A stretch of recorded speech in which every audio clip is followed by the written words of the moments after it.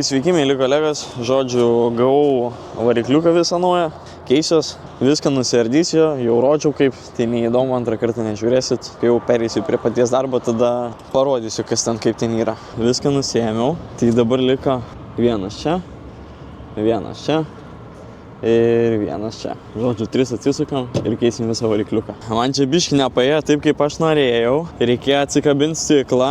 Pasikviečiau dėdė man padėjo susiriktuoti viską. Susitvarkėm. Nu, žodžiu, atsikabinsiu, išsimsiu šitą ir dėsis naujas. Nežinau, gal net ir dėvėtas, bus gerai. Nu, tai žodžiu, ką turim, įsidėjau naują varikliuką visą. Dar neprisisukau.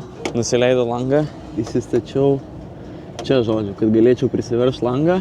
Prisiveršiu ir tada suksim visus varžtus ir jau bus kaip ir pabaiga. Prisisukau varšikus, sunkiausia buvo prisispausti stiklą, nes ten varžtą reikia įkišti ir jisai man kokius 4 kartus iškrito. Tai buvo biškį problemų.